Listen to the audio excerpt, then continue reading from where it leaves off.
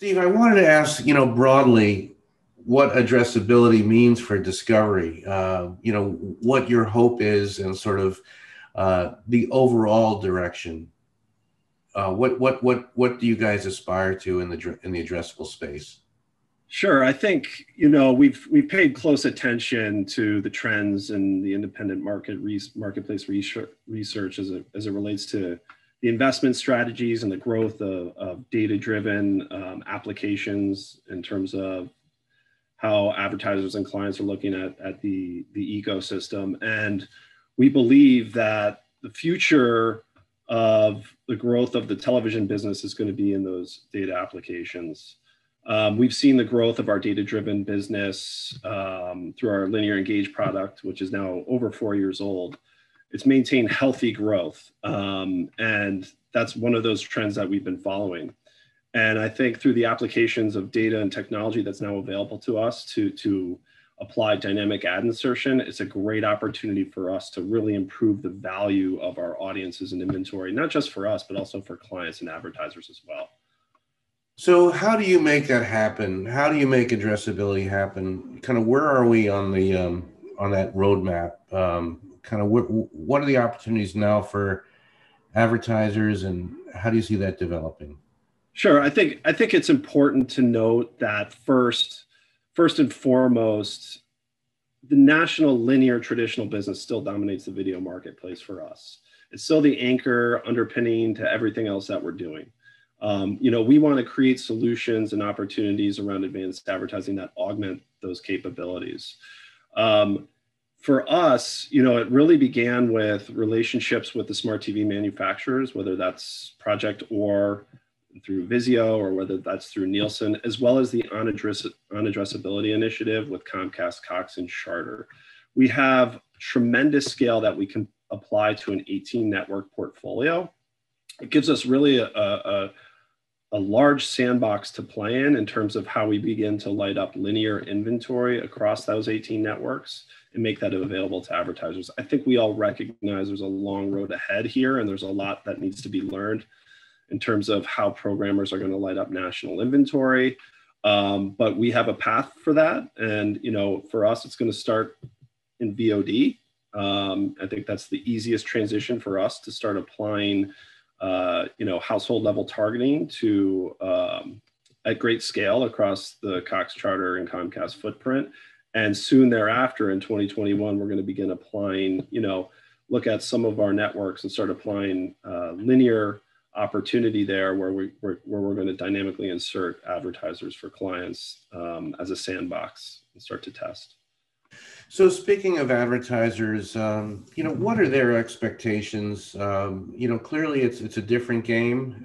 It's a bit of an education process at this point, but several are in. What is the dynamic of the marketplace in terms of advertiser interest, categories that are interested, expectations that they have? Give us the view from the buy side, if you would. Sure. I think, well, we've seen it grow significantly. And I think when the programmers launched their data-driven linear products, there was already a fairly mature addressable market. So clients and agencies were getting comfortable working with these data products. So it really gave us a boost in terms of working with our clients directly and giving them a one-stop shop opportunity to become more efficient on their linear national buys through our cable programs. And I think the good news for us is that our clients are asking this from us. We're not just bringing a product to market in hopes that they come. I think they recognize this is the future. And I think they recognize that we're still really early in the game at how we apply national programmer opportunities, or use those 14 minutes of commercial time to insert from a DAI perspective. There's a lot we have to work through as a marketplace. But the key is, I think, they're willing to come along for the ride with us. They want one-stop shop, full transparency. And fortunately for Discovery, we have great scale and diverse audiences that will enable us to do that in a way where we think, we can represent an audience marketplace, for lack of a better way to describe it. Steve, tell us about OneGraph that was launched this summer, and sort of what that means in terms of this whole scenario. Yeah, so for us, OneGraph really answered the big question we had been getting a lot, which is how can I push a singular audience segment or target with consistency across your data-driven linear product, but digital as well? And so OneGraph was really the answer to that. Historically, we had a large number of digital impressions landing on our on connected TVs. And we had trouble identifying those connected TVs or targeting against those connected TVs because we didn't have the device graphs developed. So we did a lot of work to ensure that we map those households correctly. And in doing so, it really gave us a huge, considerable boost in what we could target from a digital perspective, because now we could see about 60% more of the impressions we were delivering in the digital ecosystem. And for us, it gives us an opportunity to do really robust, not drive a different currency, but look from an advanced analytics perspective, using the scale of the set-top box data and smart TV data that we collect and have rights to, and really look at deep audience insights as to how we're reaching true targets, not just across linear, but across digital as well. So we've done a lot of work there. And we're really excited to be driving a lot of opportunity moving into this market, and then pivoting into addressable. And we believe the addressable opportunity is when we can start to see the currencies come together, because you're talking about DAI and audiences, not just on linear, but on digital as well. And that's where I think OneGraph will really shine, is when we have the ability to tie these two things together and give them the ability to buy audiences cross-platform in a way where we're utilizing a single currency. And finally, I wanted to ask about the roadmap ahead around addressability. We hear quite a lot about Project OR and the Nielsen addressable measurement that came out not too long ago.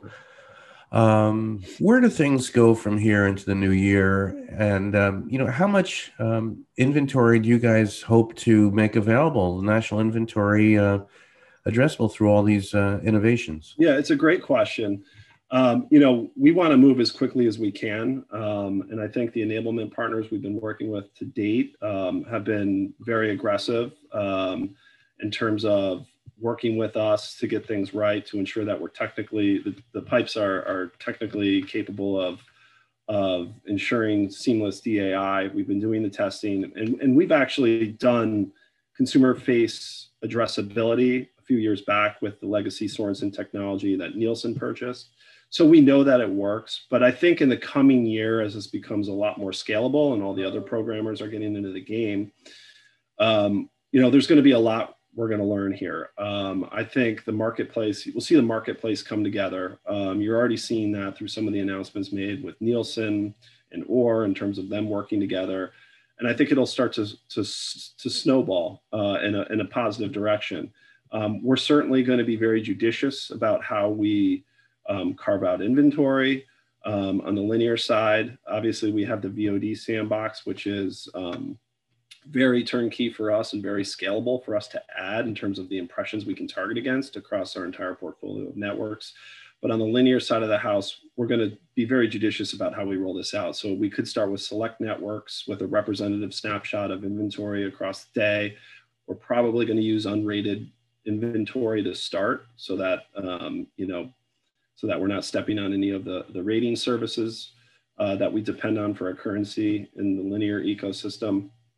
But in parallel to that, we're all going to be working towards solving for that, so that we can open up additional inventory in the quarters and years to come.